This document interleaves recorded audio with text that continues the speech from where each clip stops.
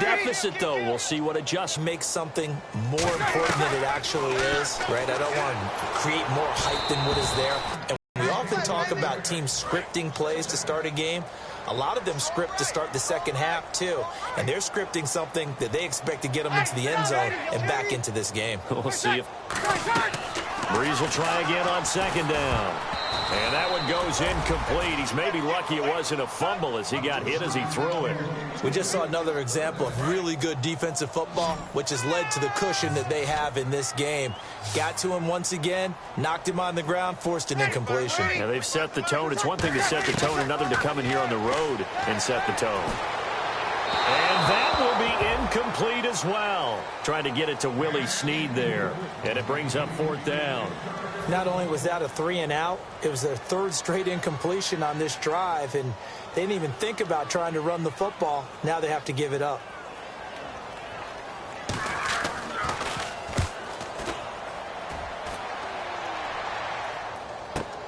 Fielded just inside the 20. A very nice job on the run back there. He'll get 23 yards all told. And the offense will come back onto the field with a 1st and 10. So we get set to start this third quarter. Here's the Falcons offense now. They were able to get the ball back here, didn't surrender any points. Now they'll look to add to that lead. And how about the boost the defense gave them? Going right out on the field, shutting them down, not giving up any points, and turning the ball back over. They want to do their part now and show them a little respect and some gratitude by scoring some points. And to get a little more cushion. Fresh set of downs here. 21.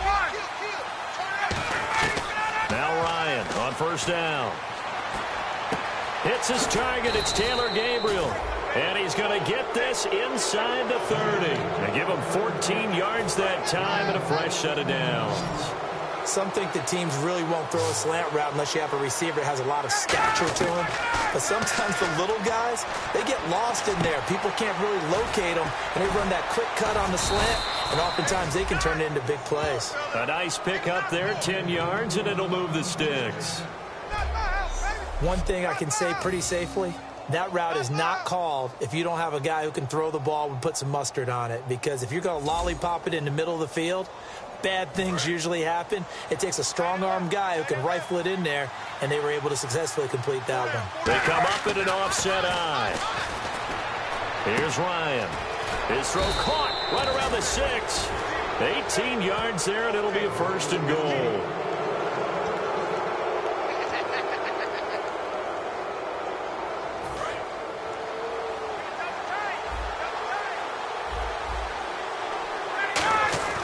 To throw again is Ryan. And this is caught for a Falcon touchdown. Julio Jones with his 2nd TD of the game, his 6th on the year. And the Falcons will add on to their lead. I know Paul Revere talked about by land or by sea, right? You know, 1 by land, 2 by sea. He didn't mention air because right now we're seeing a big-time performance, aren't we? That's 2 touchdowns so far in this game. Where'd you pull that one from? And, you know, oh, this is blocked. And the defense has it, but he doesn't get far. They're able to stop him. And after all that, the extra point attempt unsuccessful. Well, times have definitely changed on the PAT, on the extra point, haven't they? A lot more effort goes into this play from both sides. Yeah, because let's face it, a lot of time on extra points, the effort is not what it is when you're trying to block a field goal. Virtual chip shot. Now everyone believes they can get to it and knock it away, and we know how crucial every point is.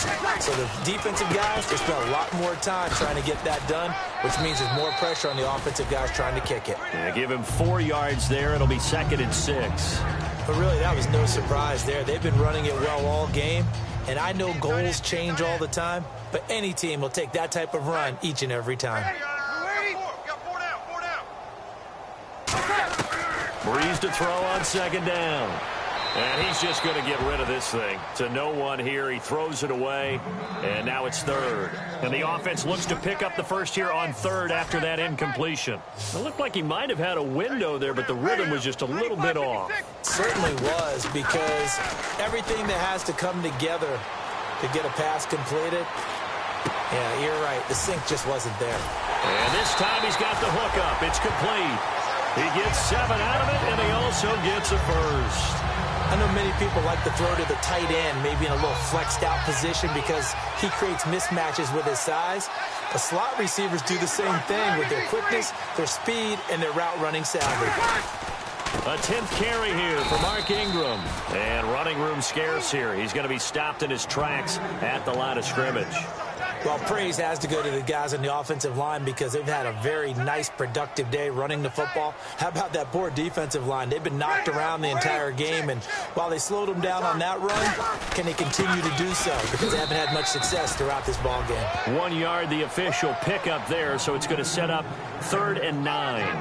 Well, I think we know by now that every run is not going to be broken and get all the way to the end zone. But these short ones still have their value. You can still set up the play action and throw the football. You control the clock because you have the ball and they don't. And often the physicality sets the tempo for the game. Oh, Thomas unable to reel that one in, and it's 4th down. We know it's not an easy job to go out and catch passes when people are trying to tackle you and knock the ball away. But the bottom line is that's a pass he's got to have and a pass he should have caught. And he deserves a bronze leg as he gets this one away. He's going to field this at the 4. 12 yards on the return that time. And possession will switch here as this offense will come on deep in their own territory. And the Falcons now making their way back out onto the field. And they'll just simply be looking to build off the confidence of the last time out where they scored a touchdown. And confidence is powerful, isn't it? When you score. And Freeman lost the football. And this is picked up by the Saints. And he'll bring it back to the 9-yard line. So the defense there, opportunistic. It's nice to give them credit, isn't it? Because so many times it's more a matter of what the offensive guy didn't do. Didn't secure the ball, didn't cover up. In this case, just give credit to where it belongs. Knocked it free, made a big play. And he'll be stopped just outside the 5 at the 6. He'll get 2 out of that run, and it's going to bring up a 2nd and goal. Defensively, pretty good start there with their backs against the wall. That's a win for the stop troops right there. And if I'm them, I get a little bolder now. They won the first battle. Keep coming after them. Put the pressure on them. Breeze now. And he'll take it into the end zone for the Saints touchdown. Their big-bodied receiver, his 2nd touchdown on the season. And the Saints take advantage of field position on the turnover to cash in for 6. And the lead is down to 20. Morstead out now following the touchdown to kick. This one fielded at the 5. And he'll take this across the 25. Couple extra yards up to the 27-yard line. The Saints defense ready to set up shop again here. They're hoping to keep this margin right where it is. Trailing 3rd quarter. Don't want to get down anymore. You're exactly right. They're in no position to give up any more points. They have to keep it in a spot where if they're off it. That's caught at the 25. Touchdown, Falcons. Julio Jones with his 3rd touchdown of the game, number 7 on the year. And the Falcons will extend their lead. And this is obviously quite a performance. And most of the time when we talk about someone putting a team on their back, I think we're talking out wide, catching it, and he's done exactly that. Truly leading his team right now towards victory. 3 touchdown catches. He's been the headliner. And that stretches the lead to 27.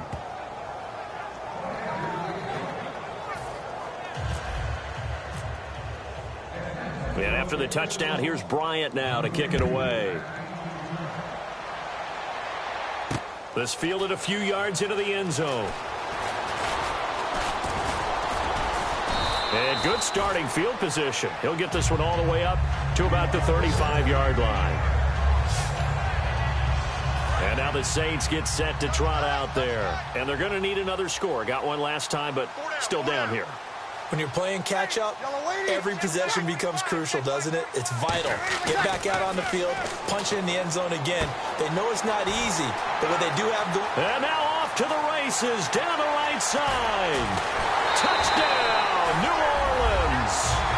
Kobe Fleener, his 3rd touchdown now on the year. Saints make some inroads here to that deficit. When they drew that up, I don't think they envisioned it ending in a house call, but he got it and took it all the way home. Really impressive run after the catch, wasn't it? That was really special by him. But let's face it, in today's NFL, those tight ends are often former wide receivers or maybe even sometimes bigger running backs. They just put them in a position to get a great matchup and make plays like that. That's strong running. And a nice return sets him up pretty good here at the 30-yard line. Atlanta now coming out on the field. And last time the formula was pretty simple. One play drive, long pass. Maybe they just want to do that again, right? And that's exactly how you want to draw things up. Whether it's on your grease board, right, in your playbook, one play drive is exactly what you want on offense. What they have to be careful of is not having a letdown. It was real easy last time. They can't expect that going forward. And we'll see if it's that easy here. On second down, Freeman. And for one of the first times tonight, he's going to be held up at the line of scrimmage. On the stop, it's Delvin Breaux. And that's one of the few times they've been able to contain him. He's had a heck of a game, and maybe he's getting a little bit tired from how many times he's carried the ball. But I always think back to what all those old coaches say. The ball's not that heavy. Keep carrying it, kid. And he dropped it. Now it was tipped. Altered the ball a little bit, but he dropped it. And now fourth down. Here's Matt Bosher now. On for his second punt. He'd take a repeat of his first.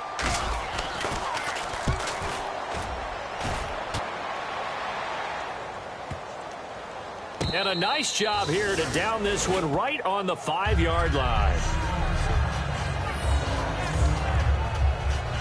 Now the Saints, they trot their offense out here. And following that long touchdown pass, a one-play drive last time, to see if the defense, you know they're ready. They don't want that to happen again. And you would have thought they would have been ready the last time. That's what you work on all the time. Make sure that no one gets behind you. That's the cardinal sin of defense, not giving up the long pass. They did. Let's see how they adjust.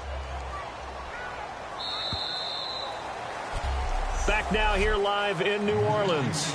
It's the Saints who hold the football, but they're trailing as we begin the fourth quarter of play. It's a 5-receiver set. 3 to the left, 2 to the right. Now Breeze throwing on second down. And the hit jarred it loose. It's incomplete. As tight ends go, he might not provide the super flashy plays very often, but he's pretty reliable. Usually an excellent target and normally catches what's thrown to him, but he didn't on that play. Now Breeze on third down. He's going to flip one out here to his running back. And they're going to get this one up past the 25. A good pickup there of 20 yards. So after that big play, let's see if they can catch their defense maybe on their heels. There are a lot of tough routes to try and cover. When you see a runner come out of the backfield and run this angle route, looks like they're going to the flat, and then they put their foot in the ground. And no escaping this time as he'll go down. They got him for a sack. Personal foul, roughing the passer, defense. So roughing the passer, 15-yard penalty. And you notice how the offensive line responded. A couple went to check on the quarterback, and a couple went to the guy who hit the quarterback. No one likes to see their quarterback hit. Breeze now on first down. He goes underneath to Ingram. And he'll be brought down right at the 45-yard line. It'll be a 3-yard gain, and that'll make this a second down. I know most of the time when the ball's in the air, you're thinking wide receiver, tight end, but running backs, they can be a big part of any passing offense nowadays. And he's got it over the middle, Fleener. And he'll get it out to midfield. Looks like, yeah, they'll spot it right at midfield at the 50. Holding offense. So a little grabbing there, but this time it goes against the offense for holding. It's a loss of 10 yards on the play, and it'll make this a second and long.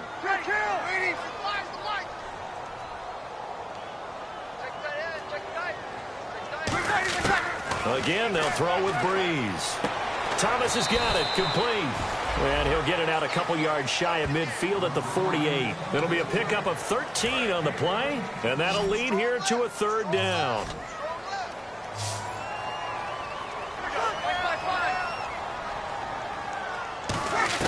Now, Breeze again. Got a man, and he hits him in stride. And he gets it to the 32. Good enough for a first down. A good pick up there of 20 yards. That coaches always harp on the quarterback reading the defense and getting it to the open man. That's good recognition there. And how about what he did after the catch? Yeah, hit you. Not many guys want to come over and put a hit on him, do they? And a sideline pass. That's caught by Thomas. And the play goes for 19 yards. Gives him a new set of downs. In the completion, nice throw, nice catch. But Charles, big thanks goes to the men up front. They allowed the quarterback to throw out of the rocking chair, so to speak. Plenty of time to survey the field and find an open man. Now Breeze. That's going to be caught at the 10-yard line. The completion good for 3, and it's second down. Got to give credit where it's due. Really nice defense on that play. The pitch and catch was successful, but not any run after it.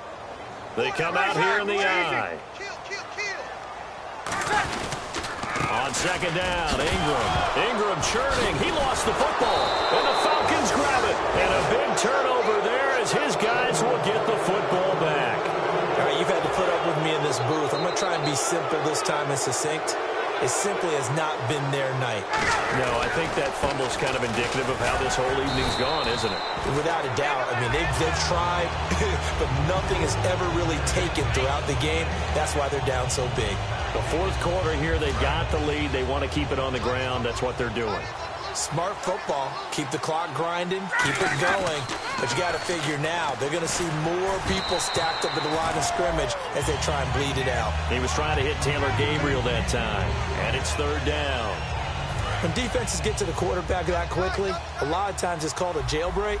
It wasn't quite that fast, but fast enough that he had no time to look downfield and set himself to throw the ball.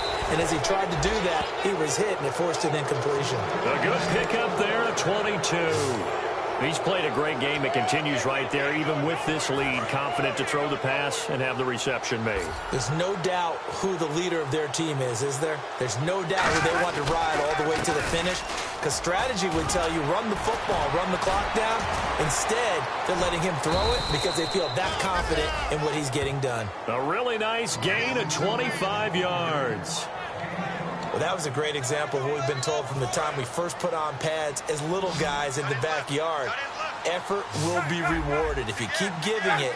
And how about that run? Broke through a couple of tackles, refused to go down, legs churning. I like what I saw there. And brought down, but able to get it to their 30-yard line. And he is picking up right where he left off a week ago. I wrote down, so funny here on my notes, what he said last week. And after we talked to him about the good game, he said, I will do it again. And I wrote those words down, and he's done it again. And it's not bragging if you're doing it, right? Because that's exactly what he's told you, and he is getting it done. Smooth in the secondary, making catches, making plays. That's the guy that we know. A gain of 3, second down. Partner, we know today's NFL is really built around the guy throwing the football.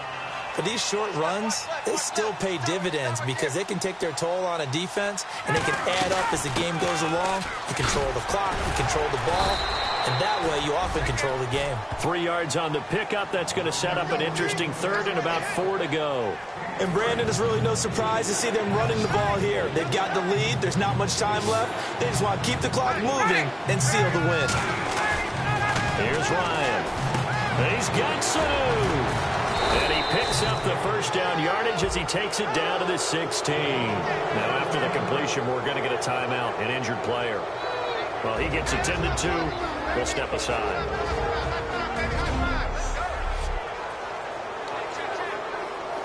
And the offense lining up 1st and 10.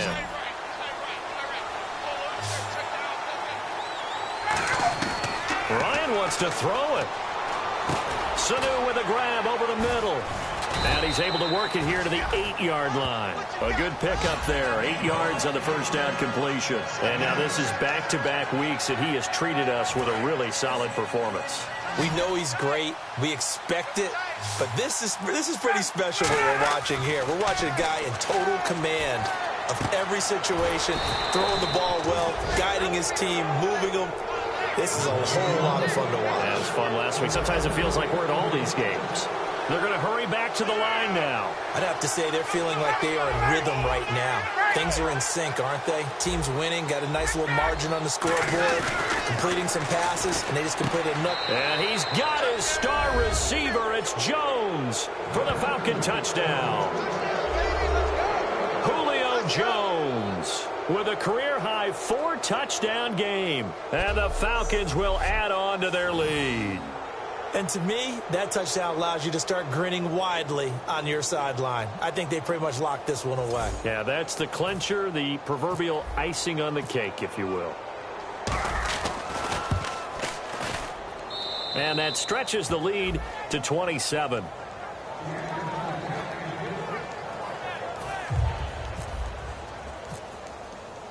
And after the touchdown, here's Bryant now to kick it away. That'll be taken in the end zone. And no run back here. This will be a touchback, and it comes out to the 25-yard line. Drew Brees getting ready to go again on offense. The numbers tell the story. Not the best start, but it's not often how you start, it's how you finish. And since that start, he's been good. Can you just imagine what was going on in the locker room with the defensive coordinator? Because things were working so well. His game plan was in effect. They were holding him down. He was off his game. But you just know that he was nervous at halftime because you don't hold a guy like that down for very long. And in this case, his fears were realized. You got to give some credit. They're able to hop up in the air and bat that one away. And that's frustrating for an offensive lineman because the only recourse is when he goes in the air to try and give some type of pop or a shove, hoping to bring his arms down. I can hear the sigh of relief all the way up here. A dangerous throw, backed up in their own territory and throwing an out route, and it got jumped, and they were fortunate it was only batted down and not intercepted. Now Brees on third down. Now a desperation throw deep downfield. That's going to be knocked away and incomplete. Sure, that pass was incomplete as they made an attempt to get a big one downfield. But that's okay because the second part of that is if you don't get the completion, at least you've told the defense you're trying to stretch them out a little bit, and they may have to change accordingly. And we'll see what he can do on the return.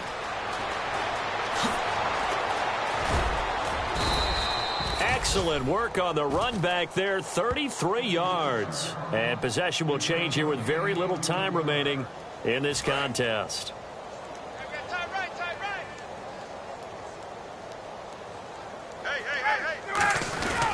Another carry for the workhorse tonight, Freeman. And he's going to be stopped up at about the 47-yard line. Personal foul. Face mask. Defense. Got the hand caught up in the grill of the face mask, 15-yard penalty. So tough for a defender. You're trying so hard to make a play, and the way that these offensive guys can move around, sometimes your hand gets into the wrong place.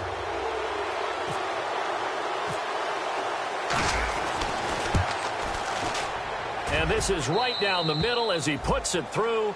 And that will just add 3 more to a lead that's already out of hand. Well, Charles, it's one thing to win. It's another thing to win and put up the amount of points that they did. Boy, I mean, what a game to put up that number of points, continually feel like they're moving the ball and things are working and clicking. They think that they can bottle this and carry it with them. And as an offensive coordinator, you just don't think you can do anything wrong. Whatever you call, run, pass, it's all going to work. That's called being in the zone. So for Atlanta, it's an ideal start as they move to 3-0 now on the young season. And they'll return home next week to take on the Carolina Panthers. Meanwhile, for New Orleans, the early struggles continue as they'll sink to 0-3. And they'll try to turn it around next week as they head down to San Diego for a matchup with the Chargers. So that'll do it for us. For Charles Davis and all our crew, I'm Brandon Gaudin. You've been watching the NFL on EA Sports. From New Orleans, good night, everybody.